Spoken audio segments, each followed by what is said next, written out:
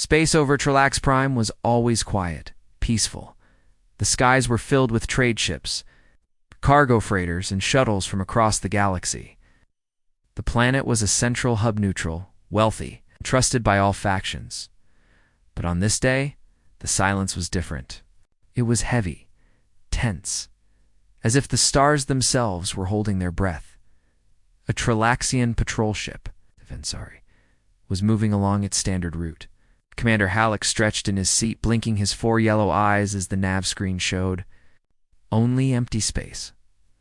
Boring as usual, he muttered. If I see one more freighter from Draku 7, I'll fall asleep at the console. But then, the console beeped. A strange blip had appeared on the long-range scanner. He leaned in. Unidentified object. No IFF tag. No signal. No comms. Just sitting there. He tapped the screen. The object wasn't moving. But its energy. Signature was massive. It's a massive. Helm, Halleck said, turning serious. Adjust course. I want a closer look. The patrol ship changed direction, heading toward the unknown signal. They neared. Static filled their sensors. Lights flickered. The ship's systems began to lag then. Without warning, the object came into view. It was a warship. Black, massive, silent, and ancient. It didn't match any known design. The hull was smooth, reflective, and strangely cold. No lights. Number. Motion. No communication, except one thing. Painted across the side of the ship, just visible in the shadows, was a red emblem. A circle with 2 bars, a symbol long buried in history. Commander Halleck's voice shook. That's Earth's mark. It's a Terran warship. The crew stared at the screen. No one spoke. The last time the galaxy saw a human ship was 78.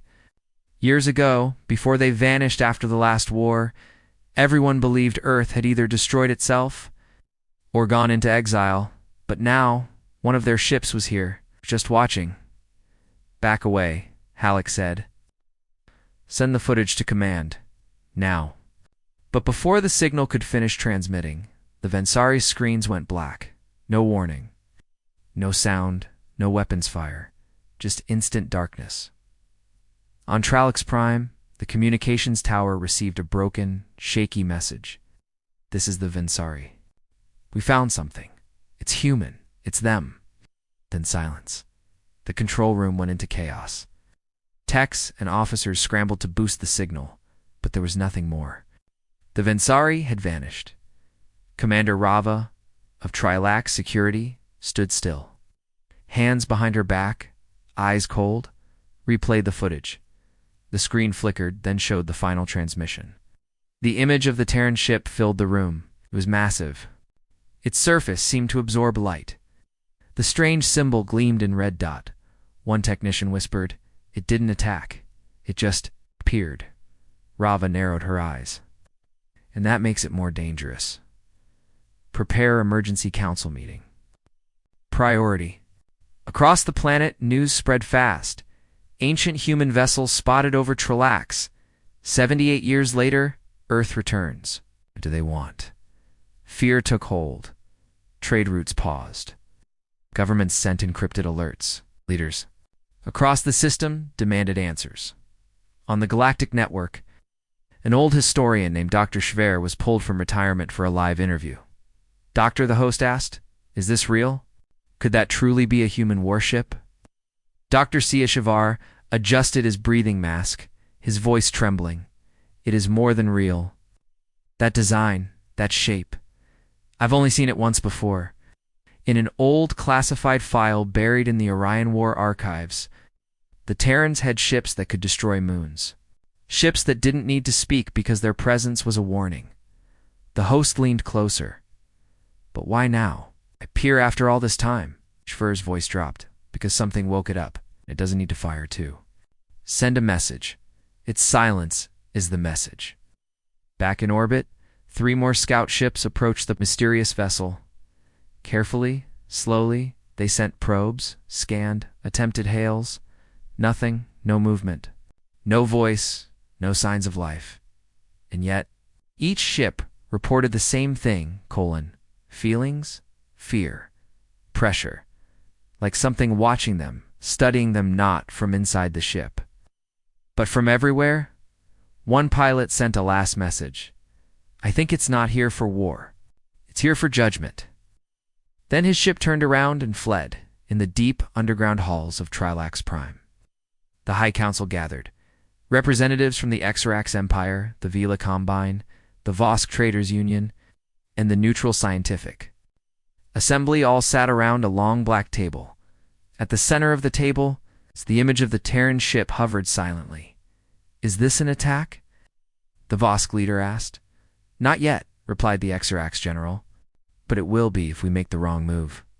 Why didn't it fire on the Vinsari? Maybe it didn't need to. Rava stood, speaking clearly. We believe the Terran vessel is broadcasting a passive signal, one that jams, suppresses, and overrides all local systems. It's not attacking, but it's showing us what it can do. And what's the purpose? Rava looked around the room. Her voice dropped. I think it's a warning. That night, across the galaxy, everyone waited. No one fired. No one moved closer. But eyes were locked on that small region of space near Trilax Prime where one silent warship floated like a ghost from the past.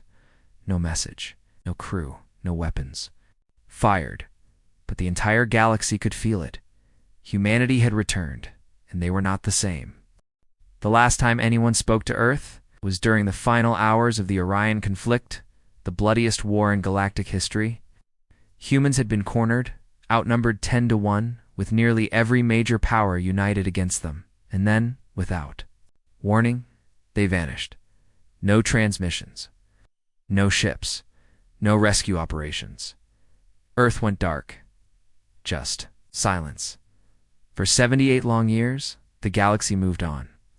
Some believed humanity destroyed itself in a last desperate act. Others thought Earth had become uninhabitable. A few fringe believers whispered that humans had simply chosen to disappear because they were planning something worse. Now that silence had broken. No one knew why. On the archive world of Greshtar 4, an old Zyral historian named Professor Vencal walked slowly through the cold halls of the Galactic Memory Vault. He was tall, covered in silver feathers, and blind in one eye, lost during the Terran retreat. He had studied humanity for decades and feared them longer than that. 2 guards escorted him to the vault's deepest level. Here, high-security records were kept, fills sealed by War-era laws, forbidden even to most governments. The council had given Vencal one task. Tell us what we're facing. With trembling claws, the professor activated the main terminal. Dozens of holograms came to life, battle logs, intercepted transmissions. Terran, psychological profiles, images of destroyed worlds, and haunting videos of human fleets moving with surgical precision. But one file stood out. Project Silence. Last known Terran broadcast. Vencal tapped it. The screen lit up. Static first. Then a message played in cold, clear English. To all listening, we are done fighting your wars. We will not be leashed, will not be forgiven. Earth chooses isolation. Approach at your own risk. Violate our boundary, and we will show you the reason you feared us. Then, nothing. That had been the last known communication from Earth. Dated cycle 473.14, exactly 78 years ago.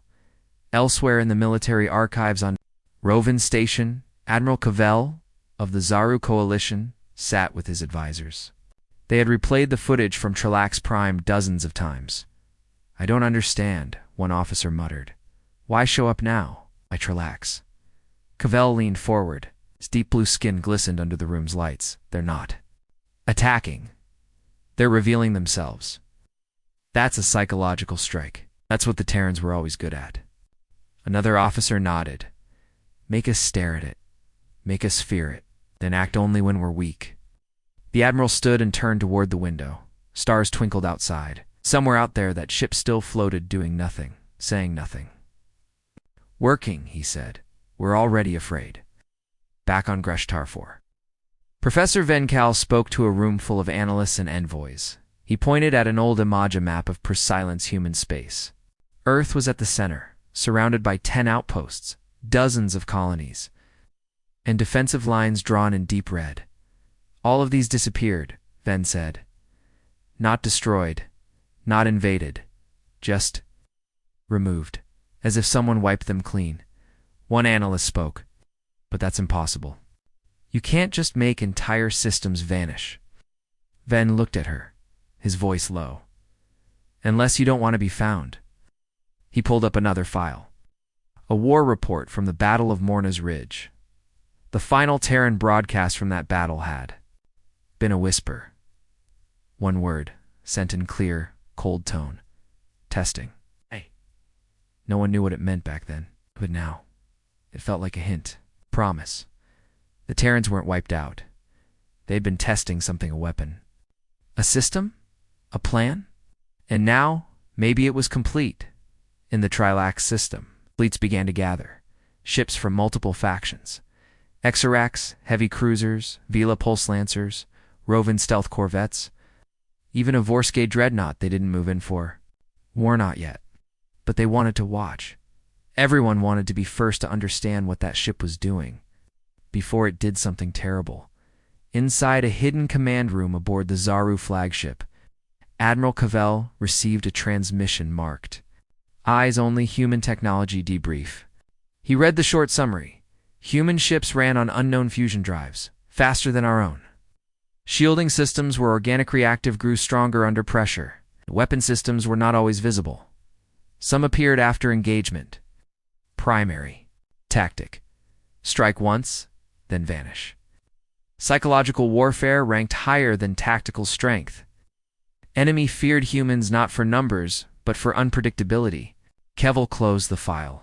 Unpredictable, silent, watching, and now. One of their ships was back. On Trelax Prime, panic was growing. Trade had slowed. Civilians were evacuating. Rumors filled the streets. Some believed Earth was preparing to invade. Others thought the ship was just a scout for a much larger force. A few believed Earth had become something more, something not entirely biological anymore. Inside the Tralax Senate chamber, Representative Yelvan stood and addressed the emergency gathering. We must respond, she said. If we do nothing, we show weakness. Rava, head of security, shook her head. Respond. How? She asked. Fire on it? Approach it? Speak to it? It won't answer. It won't move. It wants us to act first. Another voice from the chamber called out. Then what do we do? Rava stared at the image hovering above the center. Platform the Terran ship, still silent, still present. We wait, she said. And we pray it doesn't remember. But it did. Far above the system, unknown to the fleets watching from a distance. A small energy pulse traveled from the Terran ship, fast, targeted, and invisible to most scanners. It moved like a signal, but not to any faction or government. It moved toward a single destination, Earth. Deep in the old boundaries of Terran space, something answered. A system lit up. A cold satellite woke. A single word blinked on its screen, received. The Terran ship still hadn't moved. Not one light blinked on its surface. Not one weapon charged. It floated above the outer orbit of Tralax Prime like a dark, ancient ghost, silent, cold, and terrifying. And yet every major faction had now gathered around it in less than a week. A combined fleet of 23 warships formed a loose perimeter around the Terran vessel. From all sides, they watched it, scanned it, whispered theories about it. But none dared fire. No one wanted to be the first. Aboard the Vela command cruiser, Captain Rendi adjusted her visor as the latest scan came through. Still nothing, she said. It's like trying to analyze a shadow. Her tactical officer frowned. No thermal emissions. No communication. It's core, it's active, but the readings make no sense. We're not even sure if it's fusion, plasma, or something new, another officer added. Some of our lower AI systems are malfunctioning. When we scan it, 3 drones have crashed from data overflow. Rendi stood up. It's jamming us without even trying. This ship is beyond anything we've seen, the young officer whispered. What if it's waiting for us to act first? Rendi. didn't respond. She just stared at the black surface of the Terran ship on the main screen. Something about it felt alive. Across the other side of the fleet, Admiral Kevel of the Zaru Coalition paced inside his command deck. "This is a mistake," he growled. "We're too close," his comms officer replied. "Council wants us here to show strength." Kevel tapped his clawed fingers against the rail. "Strength means nothing if we don't understand what we're facing." He turned to his communications specialist. "Try again. One more hail." The officer nodded, activated the channel, and spoke clearly. "Unknown Terran vessel. This is Admiral Kevel of the Zaru Coalition. You are surrounded. We are not hostile unless provoked. Identify yourself." Silence, not even static. It was like the ship hadn't heard, or simply didn't care. But then it moved. Very slowly, the Terran ship began to rotate. Just a few degrees, enough to aim its front toward the gathered fleet. Weapons locked. Targeting systems beeped in panic. Dozens of warning lights filled the bridges of all ships, but the Terran vessel didn't fire. It simply pointed itself at them. A gesture, and every captain on every ship froze. Inside the Vorsk dreadnought, an old war veteran named Commander Halak leaned forward, claws tightening around the armrests. "It's daring us," he said softly. "Daring us to blink." "Shall we charge weapons, sir?" "No." "But I said no," Halak barked. "Look at it. It's not an attack posture. That's a challenge. It wants us to fire." The crew went silent. Outside, the stars glittered around the quiet black warship, still unmoving, still silent, but now staring directly at them. Meanwhile, in the Galactic Diplomatic Channel, a closed meeting of representatives was taking place. Dozens of alien faces appeared on the shared holofeed. Some were scaled, others armored, a few floating in gel tanks. All had one question: what do we do now? Ambassador Lore from the Salic Union spoke first. "I believe we should send in a team. Board the ship. Study it." General Turk from the Exarax Empire laughed. "Send soldiers into that. That's not curiosity, that's suicide." Nervous scientist from the Varnari Collective added, "If it hasn't fired, then maybe. It's just a relic. Empty. Old. Maybe no one's inside." Rava, the head of Trolac Security, joined the feed. "You're all missing the point. It doesn't have to fire. It's already winning. Every second it sits there, it reminds us of what it used to be and what we no longer are." A quiet silence followed. Aboard the Exarax scout ship Wervex, one pilot grew tired of the standoff. His name was Torik, a young, proud warrior with a taste for glory. Without permission, he activated his ship's thrusters and flew closer to the Terran vessel. His commander shouted over the comms Torik, "Stand down." But Torik didn't respond. He was already locking target systems, slowly, carefully.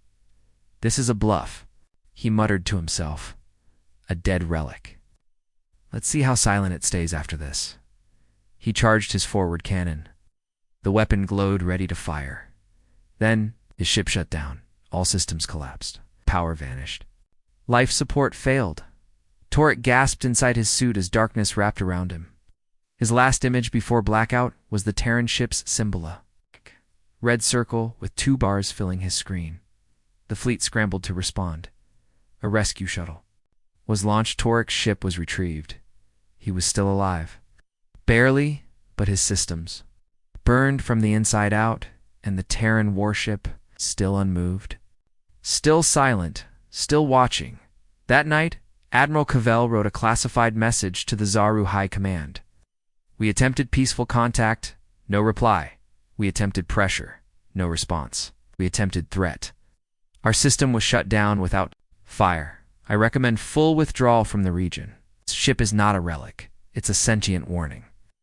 Back in the hidden monitoring chamber beneath Tralax Prime, Rava stared at the latest scan report. Her analyst had highlighted a new reading. "Ma'am," he said, "there's a change." "What kind?" "A low-frequency signal. It's barely detectable, not a broadcast. More like a pulse." "Where is it going?" The analyst turned pale. It's not going to anyone here. It's being sent into deep space. A location we don't recognize. Rava leaned in. Can you trace it? No, but he hesitated based on trajectory and signal speed. It's calling for something. Rava whispered reinforcements. The analyst looked up. Or worse, a response. Far beyond. Known space, past broken relay stations, and forgotten wormholes. In a region marked Dead Zone, Terran Legacy, do not enter. Something heard the call, deep within the ruins of an old moon. A vault opened. A red light blinked. And a second. Terran Warship powered up. A week after the Terran Warship appeared above Trelax Prime, the galaxy had fallen into a nervous silence. No shot had been fired. No message had been sent. But the fear was growing. Every faction was watching. Every fleet was waiting. And still, the black ship hovered silent, cold, and unreadable, until something changed. A strange object drifted into local space from behind the Terran vessel. It looked like a broken escape pod metal cracked, thrusters dead, spinning slowly through. Space, it gave off no signal, no beacon. But it came from the direction of the Terran ship, and it was moving toward Trelax Prime. The patrol ship Garnix was first to intercept Captain Devrin. The Comsharpid veteran of the Vela Combine gave orders with precision. Secure it with drones, no physical touch. Bring it aboard under full quarantine. The pod was pulled into a magnetic cradle and sealed inside a security chamber. Inside the command deck, the science officer ran scans. No explosives. No active power. But there are life signs. 3 of them. Faint. Alien. Devrin frowned. Send in the drones. Open it slowly. The pod's shell groaned as it was forced open. Inside were 3 living beings, barely breathing, skin pale, eyes closed. Each one was from a different race. Each had been reported missing decades ago, long thought dead during the Orion conflict. Impossible, the science officer whispered. These names are from 70 years ago. Within hours, the pod and its passengers were transported under heavy guard to Trelax Medical Station 9. Doctors, scientists, and military officials gathered as the patients were stabilized. Scans showed no major injuries but strange signs. In their brain activity patterns never seen before, their DNA had changed. Their memories were scrambled. Their blood carried unknown nanodash signatures. After 6 hours, one of them woke up. It was a Varnari engineer named Teshvel, who had vanished during a Terran assault 78 years earlier. His eyes opened slowly. The nurse leaned in. Teshvel, can you hear me? He didn't speak. He just stared at the ceiling, trembling. Then he whispered, voice dry and broken. Don't wake it. The room froze. What did he say? A doctor asked. Teshvel turned his head slowly. His eyes were glowing faint, soft white light pulsing inside. He spoke again. This time, louder, we told them. Not to wake it, not the ship. The thing beneath, across the station, security systems picked up anomalies. Flickering lights. Malfunctioning AI, magnetic. Interference. Sensors traced the disturbance to the pod itself. It had begun humming. A low vibration, a frequency too deep for most sensors. But not for the humans. Inside the pod, a hidden compartment opened. Small black box ejected a cube, smooth and matte, etched with Terran symbols. None of the scientists could translate it. But one symbol on the top was clear. Observe. Back at the central command chamber on Trelax Prime, the footage from the pod was shown to the Planetary Council and attending fleet leaders. 3 prisoners. All missing for 70 years. All showing human-enhanced neurological changes and 1 Terran artifact. Still locked, still unreadable. Admiral Cavell watched with a cold expression. This isn't just intimidation, he said. This is a message. Diplomat asked, what kind of message? Cavell turned to the image of the Terran warship. They're showing us what they've been doing. They didn't vanish. They were taking prisoners, studying them, changing them. Why send them back now? Someone asked. Rava, standing at the back, spoke quietly, to show us that they still remember everything we did during the war. Medical Station 9 Teshvel suddenly seized. His body shook violently. Monitors screamed. Nurses rushed in. His voice came out loud, but not his own. It was deeper, colder. We watched. We recorded. We rebuilt. And when they took what belonged to us, we awoke. Teshval's body froze. Then he fell silent, eyes still glowing. Dead just like that. The doctor stood stunned. His last brain scan showed an external connection. Not wireless, not physical, something else. One word appeared on the monitor, printed in the center of his dying brainwave patterns. Punishment. The news was shared in secret meetings across allied worlds. Someone, maybe many, had entered Terran space. In recent months, miners, scavengers, smugglers, someone had triggered this, and now Earth wasn't attacking. It was responding, deliberately, slowly, without firing a single shot, back in orbit.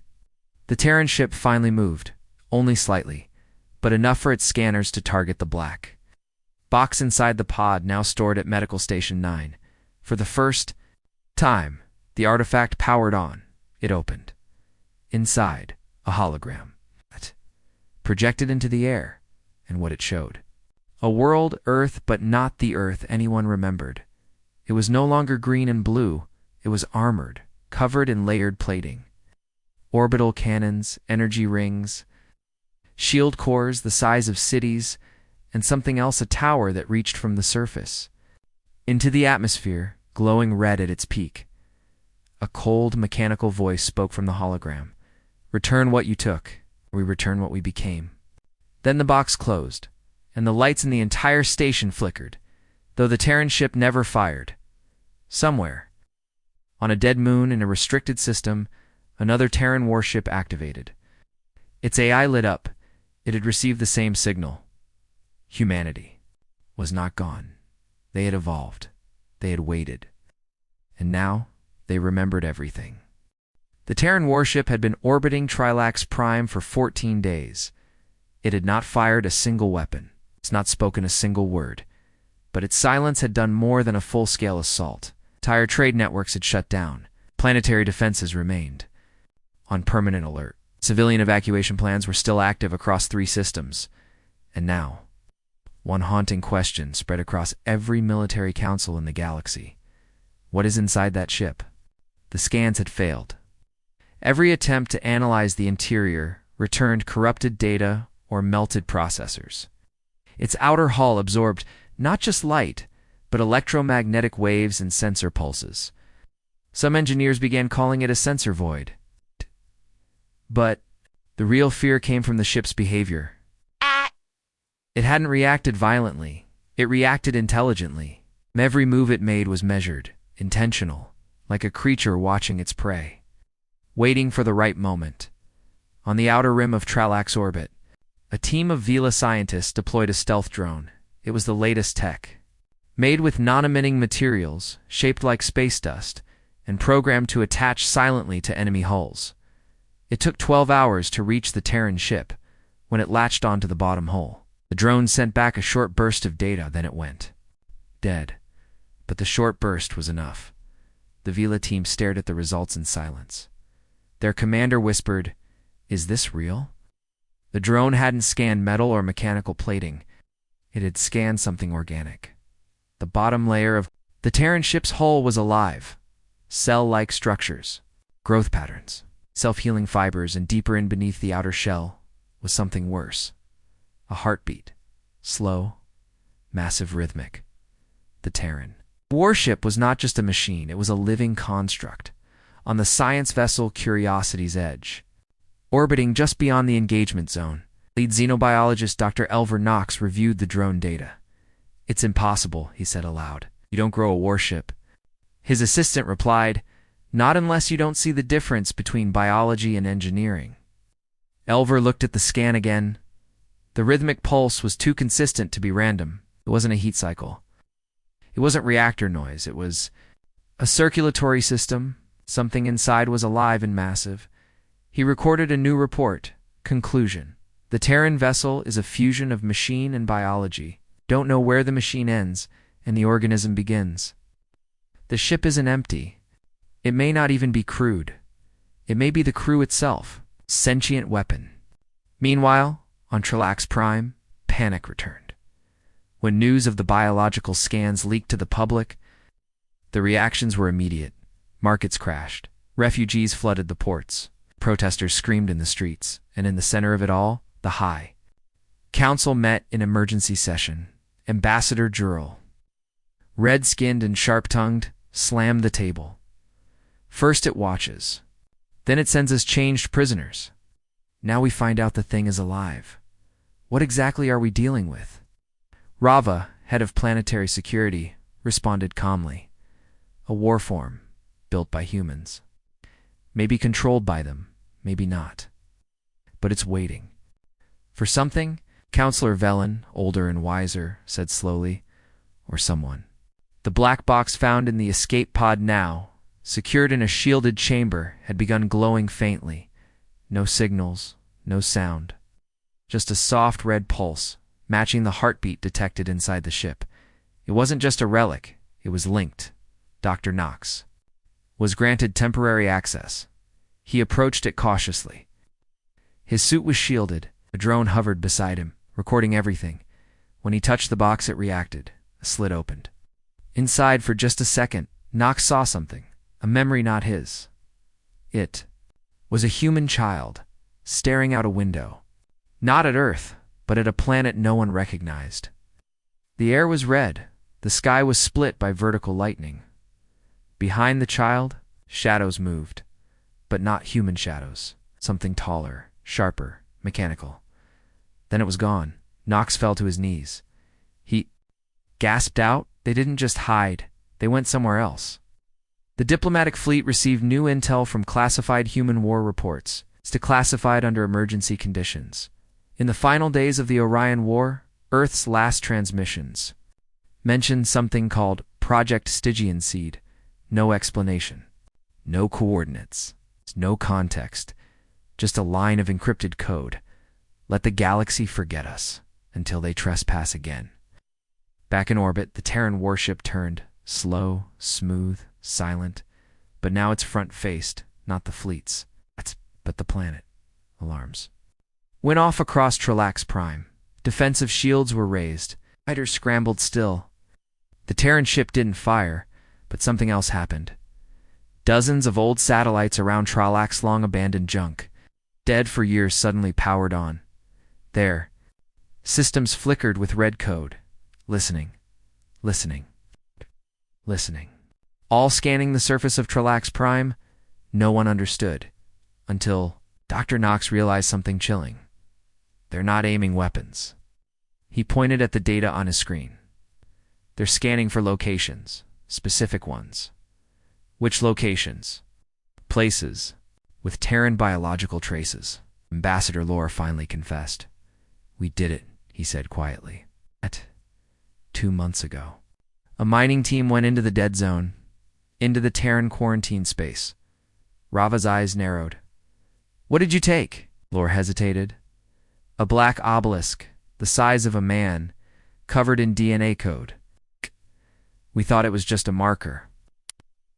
It's under containment in the Trilax research vault. Everyone went silent. Rava whispered, You stole from Earth's grave. The red pulse from the Terran ship began to grow. No weapons charged. No shields activated. But the sky itself began to shimmer. Something invisible was shifting reality, warping. Just barely, Rava turned to the comms officer. Open a channel. She ordered now. The officer hesitated. To who? Rava looked at the Terran ship. To them, before it's too late. You entered the silence. You broke the seal. You carry what was never yours. Return it. No origin, no voice. Just a flat pulse of meaning. Every ear understood it the same. It came from the Terran warship.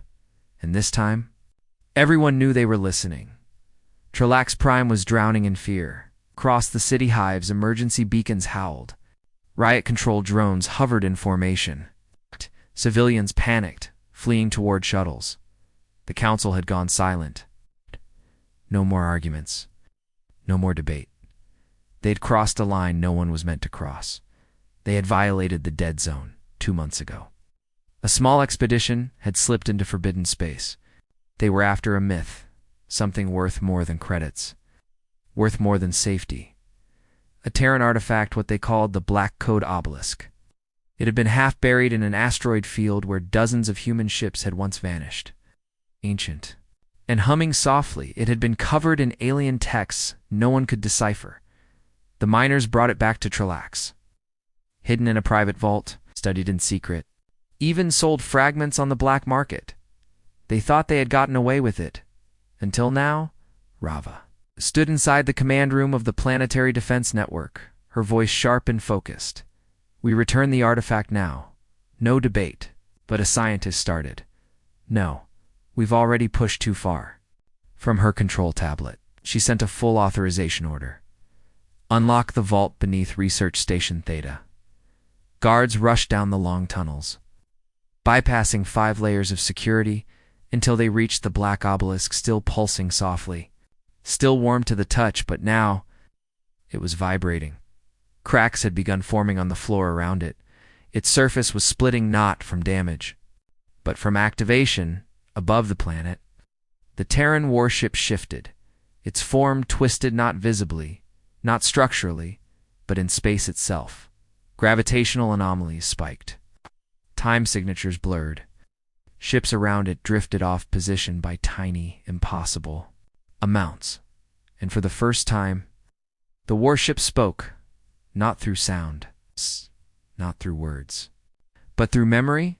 Every being in range, every captain, every soldier, every child saw the same vision in their minds. A planet, not Earth, a red sky. A ruined battlefield littered with bones, not human bones, but alien. Went one black obelisk. Standing alone, then came the sound, a low, growing hum like a heartbeat made of metal, followed by a scream. Not a sound you hear with ears. A scream felt in the soul. On Trelax, the research team tried to lift the obelisk. It wouldn't move. Magnetics failed. Gravity lifts failed. It had rooted itself into the floor, and now it was projecting something. Lines of code appeared on every screen within 100 kilometers. Red spirals. Geometric equations, coordinates, warnings, demands. One line repeated over and over. "You broke the silence. Now remember what you buried." In the diplomatic fleet, Admiral Cavell stared at the warship. "This is no longer about one planet," he said. "This is about the last 78 years. He turned to his comms officer. "Send this message to all major factions. Everyone, even the ones we're not on speaking terms with." "What should the message say, sir?" Cavell's eyes never left the screen. Earth is back, and they never forgot. Suddenly, a second Terran warship dropped from FTL silent, massive and identical. No warp wake, no warning. Just instant presence. It appeared beside the first, not in formation, but like a twin standing shoulder to shoulder. Then a third, then a fourth. Each time, the gravitational field warped. Each time, Trelax's planetary shield flickered. And each time, the fear in the air thickened. In the lower decks of the diplomatic ship Silver Regard, a small child from the Valari species cried, trembling. She had never been in war, never seen a Terran before. But when the warships arrived, she collapsed to the floor, screaming, "They're awake again. They're awake again. You shouldn't have called them." Mother held her, confused. "How do you know this?" Girl shook her head, eyes glowing faintly. "I didn't know. They showed me." In the black markets across the stars, panic spread. Dealers who had stolen Terran relics began dumping them, hiding them, burning them. But it was too late. Each relic had been tagged not physically, not digitally, but psionically. The warships could feel where every fragment had gone, and they were coming. Back on Trelax, the ground began to crack beneath. Research Station Theta. The obelisk pulsed once more, and a low shockwave spread across the planet. Summoned, exploded. Communications failed. Every orbiting satellite shut down then. Silence, the same kind of silence that came before the end. Above them, The 4 Terran warships began reconfiguring. Panels shifted. Holes opened not to reveal weapons, but portals, not wormholes. Memories across the sky of Trilax Prime. Every being began to see their own past. War, betrayal, fear, victory, pain. But the humans showed them more. What they took, who they hurt, and what price they never paid. The warships weren't weapons. They were judges inside the Trilax command tower. Rava stood still as the images filled the air. Her heart raced. She whispered, "We didn't just wake a sleeping empire. We woke something older, something we helped create, and then abandoned." No one responded. No one could speak. The sky was now full of warships, and Earth still hadn't fired a single shot. No bullets, no missiles, no energy blasts. But the world of Trilax Prime was under siege. Above it, Terran warships hovered like black titans, still and patient. More had started arriving, dropping from FTL without light or sound. No flashing drives, no heat trails, just presence. It's cold, impossible presence. Yet still, not a single weapon had fired. And still, entire cities fell into panic. Across the galaxy, no one slept. Every major faction had received the signal from Trilax. They saw the images, they heard the transmission. You broke the silence. You carry what was never yours. Return it. What froze the blood of every leader wasn't the message. It was what came with it. A flood of data but not information. Memories in the halls of the Xerax High Command. General Droken fell to his knees. The memory hit him like fire. He saw a world he had helped destroy during the Orion conflict. A human colony. Children screaming as his troops burned their homes. He had forgotten it, but the Terran memory files had not. On the jungle moon of Veta 13, an old Vela trader collapsed as her own ship's lights dimmed. The image in her mind was clear.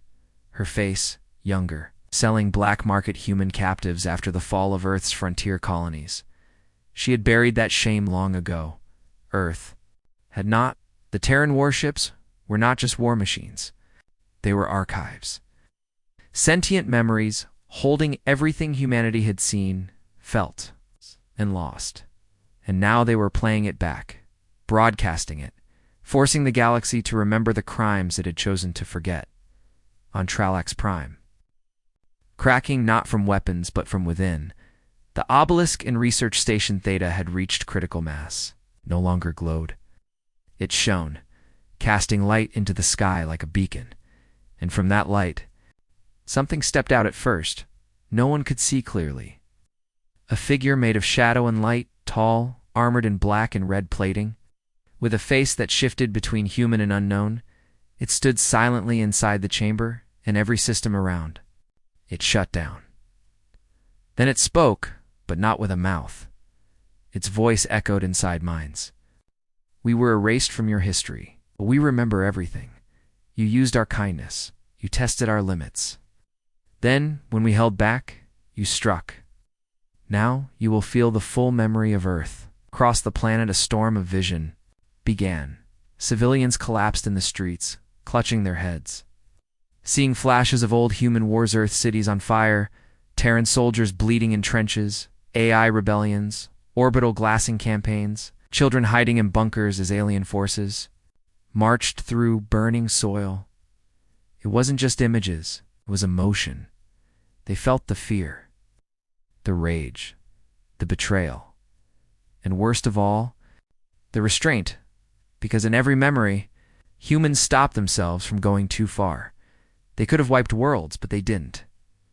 Until now, Admiral Cavell, watching from orbit, finally understood. He turned to his staff, voice low. "There. Not showing us pain to gain sympathy. Then why?" One officer asked, trembling. Kevel stared at the warships as they hovered over the trembling planet. "Because memory is the weapon. This is what they built while we thought they disappeared." Rava stood inside the main command hall, holding a pulse rifle she couldn't even aim. Her team lay unconscious from the mental broadcast. She was the last one awake. The black figure born from the obelisk stood meters away. It turned to her. You were a child during the war, it said. You didn't fire a shot. But you live under the shelter of stolen silence, she asked, breath shaking. Are you going to destroy us? The figure paused. Not yet. First, you must remember what you truly feared.